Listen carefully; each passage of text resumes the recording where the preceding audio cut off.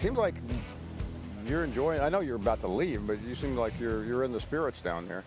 Well, it looks like that, but I'm really not. I just changed to come out here so I could walk around for 5 minutes before I fly back. I actually flew back last night after meetings, and then right back last night again because we have visitors on campus, official visitors on campus with this new wonderful schedule we have. That's a lot of travel. Yes, it is. Now I'll fly right back now. So you didn't social? Yeah, because there was a reception, and I was looking for you to ameliorate your brethren.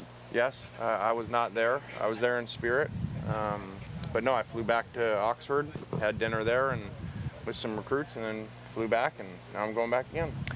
By the way, and I know a couple weeks ago there was this story that got out that you were supposed to be, I think, on Dan Patrick's show, and was that true that you weren't allowed to go on there, or was that just? Yeah, I wouldn't say it wasn't allowed, but you know, when all that was going down, the commissioner and the conference office had just asked us, hey, don't comment on, you know, what's going on with the two coaches, and so, you know, it was just easier not to go on because that would have been what every question would have been about. Right. And it's still been that way. Yep. But you were my first to sit down since that happened. Yeah. So now you have to ask about it. Yeah, I will. And has the embargo been lifted? Can you speak now without like people off the side of the stage holding bows and arrows at your head?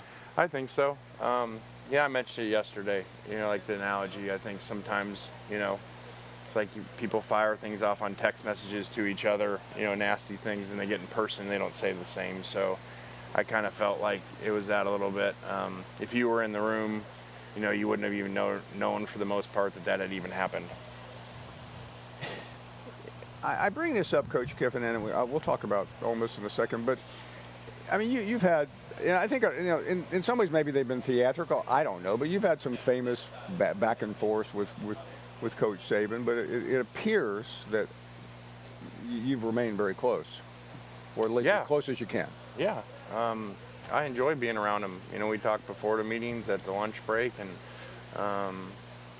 you know, I've said before, it's kind of one of those things you appreciate more when you're out of it, just like these championship runs of different places been able to be, you know, and so he was great to me. It was a great run together, and kind of like as you move on, you know, you look back, you're like, man, I find myself doing things like him and reverting back to things that I learned from him. So it was one of those, I mean, I guess I joked at the time, it's like you go back to get your master's, you know, when you're older. I felt like that kind of after the USC thing, went back and got my master's from Coach Saban, and I think it helped a lot. You mentioned at the beginning, you know, the world of recruiting and NIL and portal and how everything has changed.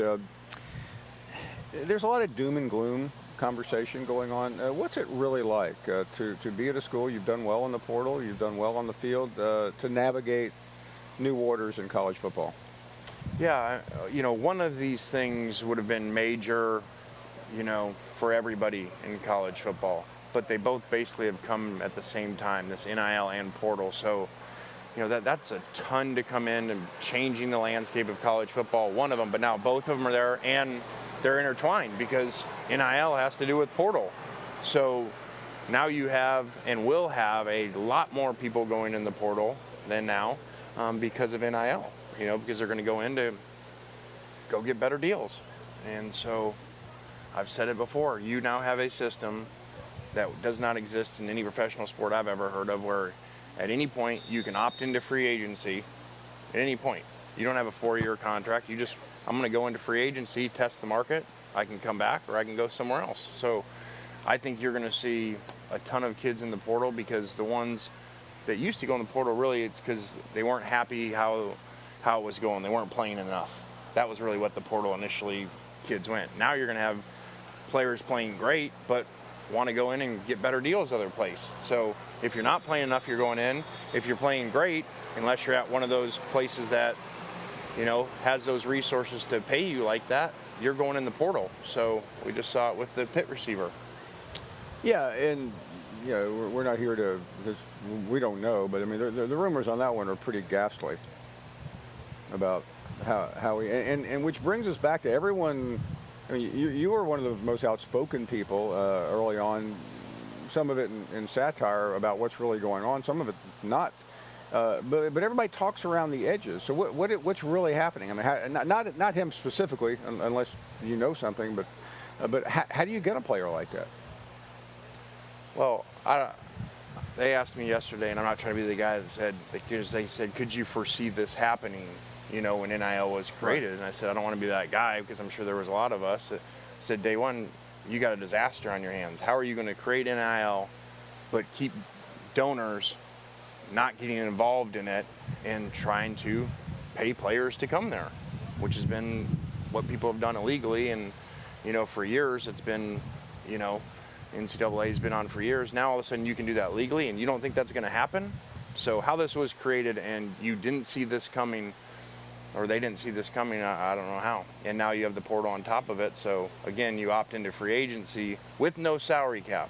So you're in professional sports, you're a great receiver. You can go in free agency, and the programs don't have salary caps, and they all can pay different amounts of money. So good luck. I realize it can't be. And really good luck with graduation rates for the student athletes. So what happens there? Well, because everybody's just going to transfer, lose units when you transfer, go to different schools. So, isn't that still part of the sport, though? Trying to make those numbers work. It sure is. So obviously, this setup does not help that. There's no easy fix. We've talked to administrators, ADs, commissioners. How long does this go on, or does it ever end? I mean, I'm sure it does at some point, but I don't, you've known me for a while, I don't operate in, hey, this will eventually get fixed. Right. Because when you do that, like people operated, they're going to eventually fix how they officiate the offenses. So we don't need to catch up with what's going on offense. We can stay in I formation and play slow. And, if you had that mentality, you're probably sitting on the beach right now not coaching. Thank you for watching ESPN on YouTube. For live streaming sports and premium content, subscribe to ESPN+.